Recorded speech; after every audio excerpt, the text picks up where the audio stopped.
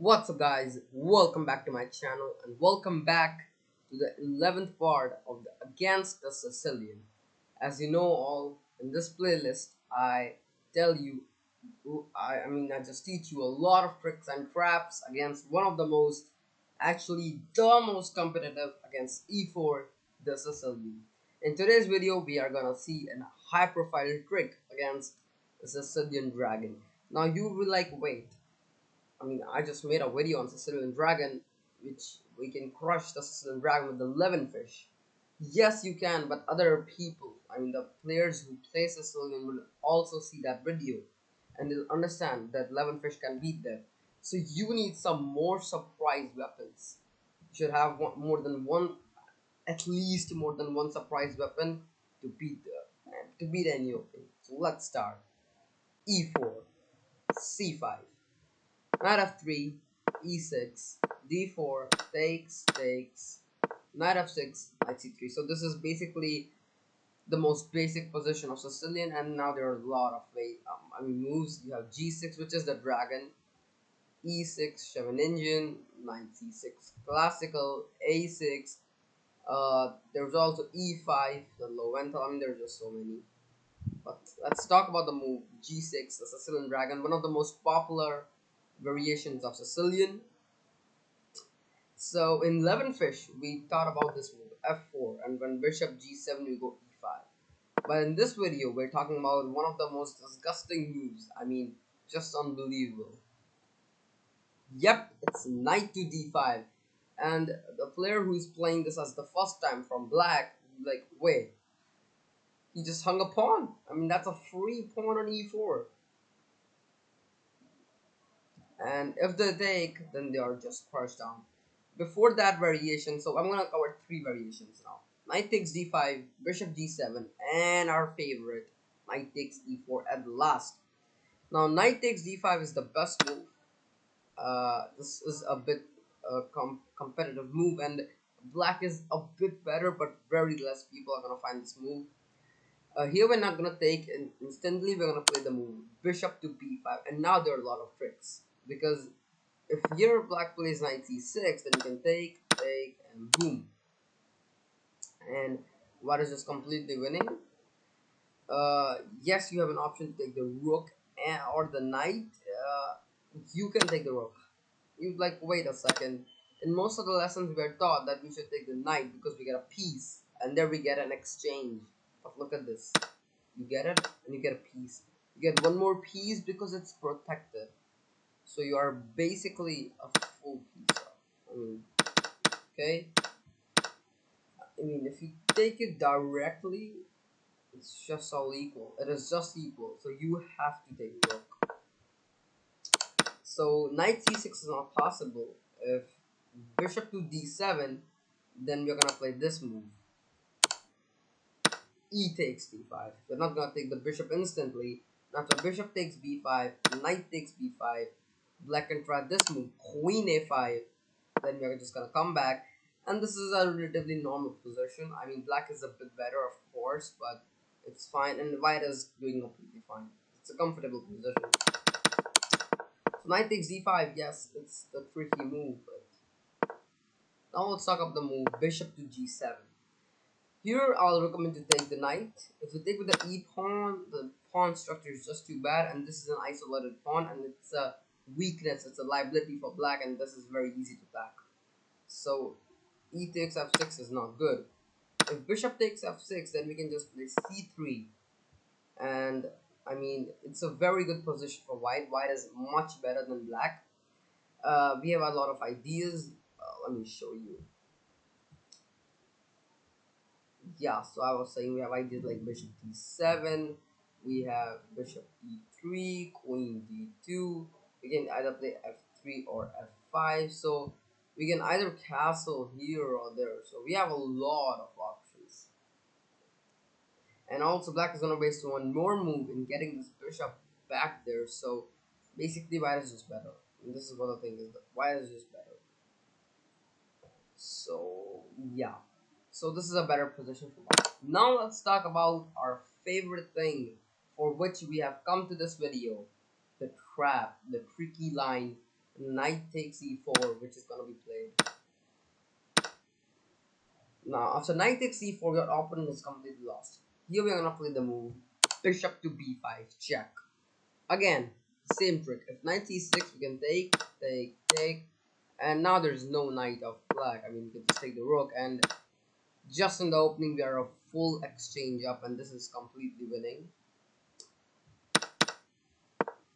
And actually, there's one more trick. We are actually not a complete exchange up, we're actually a complete rook up. You're like, wait, it just takes, right? Then you have knight e7.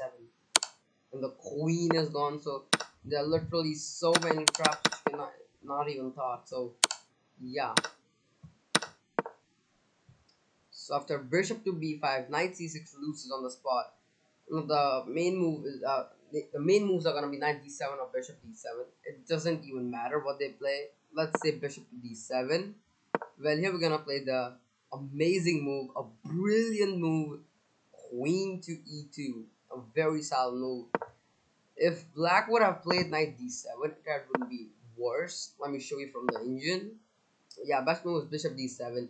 Knight d7 is like +3 and that is +2. So knight d7 is much more worse because it just compacts the position. The bishop can't get out, and because if black bishop is there, there's an option for black to do something in exchange. So that's why bishop's better. So after queen to e2, we're like, wait, why did we play queen to e2? Just to protect the bishop, but it's already protected from the knight. Well, that's not the case. First of all, the knight is attacked, so this knight is under pressure. This one. Oh, that was a bad one though. Yeah. So if black foolishly just moves the knight, like, yeah, I'm just completely fine, right? Knight to f6, and it's unbelievably a smothered mate. It's a mate in one, and you have won the game. That is unbelievable. If black moves the knight, which is very likely to happen, you just win the game on spot. So here there's only one option left. Black is like, man, I have to take the bishop, right? Then you're gonna take the knight, and black is losing. Black is losing because the bishop is hung, and bishop is under attack, and if bishop moves anywhere, then again knight f6 is checkmate. You'd be like, wait, king d7, but knight covers this square too, and it's another mate. So I mean, black can't just do anything up here, and we just get the bishop. But it's not that over, because black would try to counterattack you with some really fancy moves like f5, and I have to cover this because you will get like scared. You're like, wait, what is happening? I mean, my queen is on attack. You get out. It's actually mate and 4. I would show you right now, but I would like to I would like you to pause the video and find that amazing mate in 4 sequence. If you can, brilliant. If not, don't worry, I'll just show you right now. Are you ready? Let's go. It starts with all with knight f6. The king has only one spot, king f7. Now we go queen to e6, protected with our knight check. Only one move, king g7. And now there are two mate in 2. Bit confusing, I know.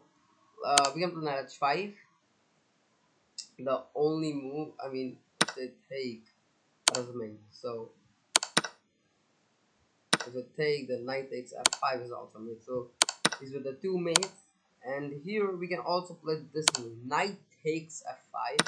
So takes, this is mate. Yeah.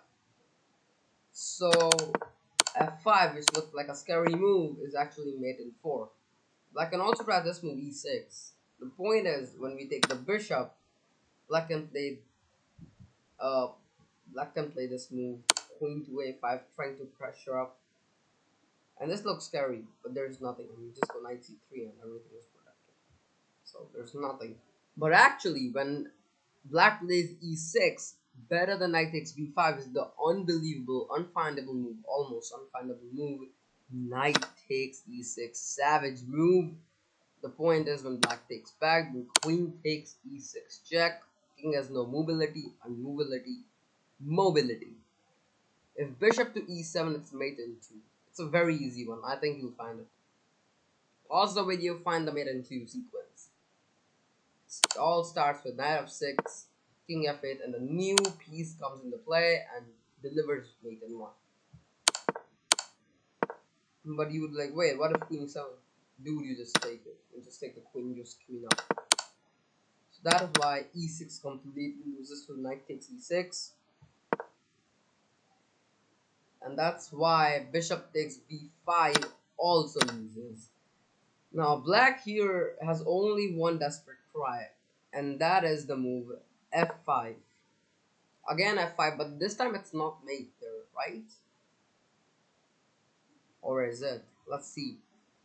Here we have a lot of moves again. I mean, we can even play f3 and all. But here we're gonna play an unbelievable move. Knight to e6. The queen is on attack. If queen to a5 looking to piece up, then we're gonna play this very wild move b4. And if bishop takes b5, then c5, just c4 just nabs a piece. We also have attacks on c7, check, and poking the pieces, and it's just completely done. And you would like, wait, what if queen takes b5? Then we have this familiar trick. Knight e to c7 delivers a family folk, and the queen is gone. The most savage thing is, us the black is like, oh man, I'll just lose everything. Then they can just lose the rook too. So yeah. So that's why the desperate try queen to a5 also loses. What if bishop takes b5? After bishop takes b5, we're gonna just take the bishop back.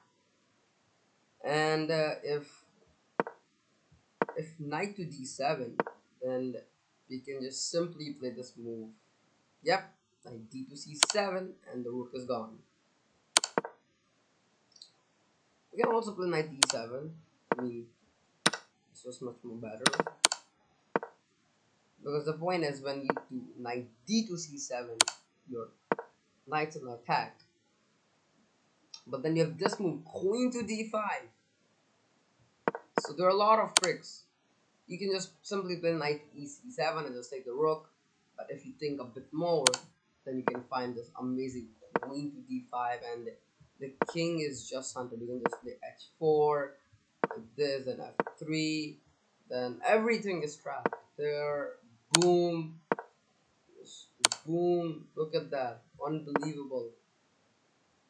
Pam, I mean, just completely losing. Just you can just actually just straight in one. Yeah, so it became a bit complicated. You can just like see when they go bishop takes b5, you take it back, and now you have an option. You can either go simple and just take the rook with knight ec7, or you can be a bit more fancy and more brilliant with knight d7. So that doesn't matter much. Knight c7. But now let's see. What if queen to d7?